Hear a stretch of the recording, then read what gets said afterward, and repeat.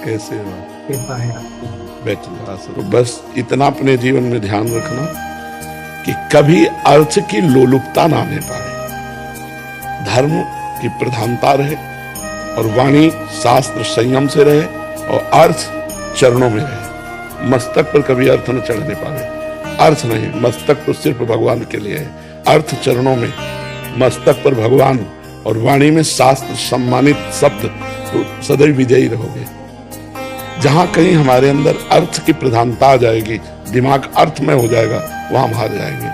संसार में अर्थ ही सब कुछ नहीं होता, एक प्रतिष्ठा भी होती है।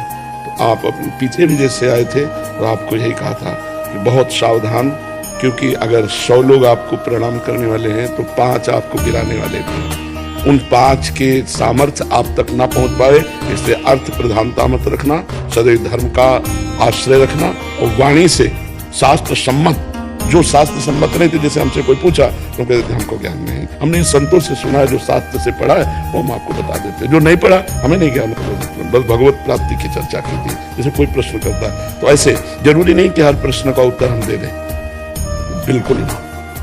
अगर हमारे धर्म की प्रतिष्ठा हो रही है और हमारे समाज इस बात को प्रशंसा करेगी तो हम जाएंगे, अन्यथा नहीं जाएंगे। ये जीवन में आप कोई सहयोगी नहीं है, आपका भगवान के सिवा कोई सहयोगी नहीं। जिसको तुम सहयोगी मानोगे वही तुम्हारी जड़ काटने की चेष्टा करेगा।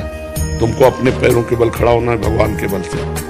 हमारी बात एक सूत्र समझ लो, प्रश्न का उत्तर वही दो, अधिकार के अनुसार, जानकारी के अनुसार। वो अधिकारी होना चाहिए, आपको जानकारी होनी चाहिए।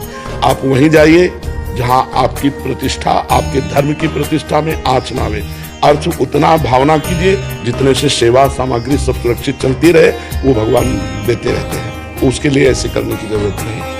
अगर हमारी सात्विक प्रवृत्ति से यश प्रवृत्ति बढ़ रही तो कोई हानि की बात नहीं, लेकिन यदि वो थोड़ा भी गिर करके बढ़ रहा है यश, तो वो यश सम्माननीय नहीं होता। साधु सभा में यश वही सम्माननीय होता है जो धर्म के अनुसार और गौरव के अनुसार बढ़ता है। तो आप गौरववान बनिए और धर्मनिष्ठ बनिए, जो आपके जीवन को आगे और प्रकाशित करे। कोई सहयोगी नहीं, पहला शब्द याद कर लो। जिसे तुम सहयोगी समझ रहे हो वही तुम्हें नीचा दिखाने की कोशिश करेगा।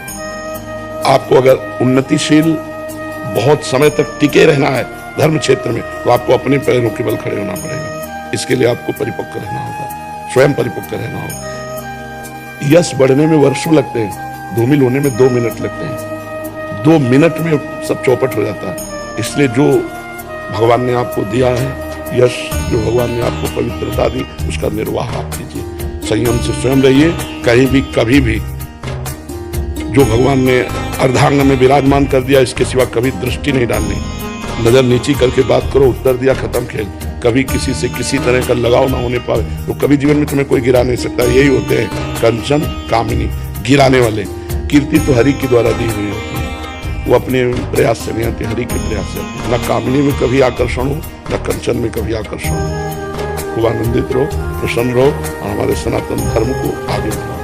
जब कभी कोई सत्संग करो उसमें नाम की प्रधानता जरूर करो, क्योंकि कलयुग में केवल नाम के द्वारा कल्याण हो सकता है। शास्त्रीय सिद्धांत भी है, कृतयुगे ध्यायते विष्णु त्रेतायाम जयते मखई द्वापरे परिचर्यायाम कलो तद्धर कीर्तना।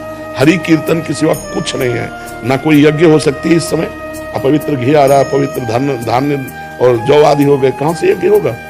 त्रिकाल संध्या करने वाले कौन है? कोई बिरला ही कोई होंगे जो त्रिकाल संध्या करे। ध्यान, मन इतना चंचल, ध्यान कैसे लग सकता है?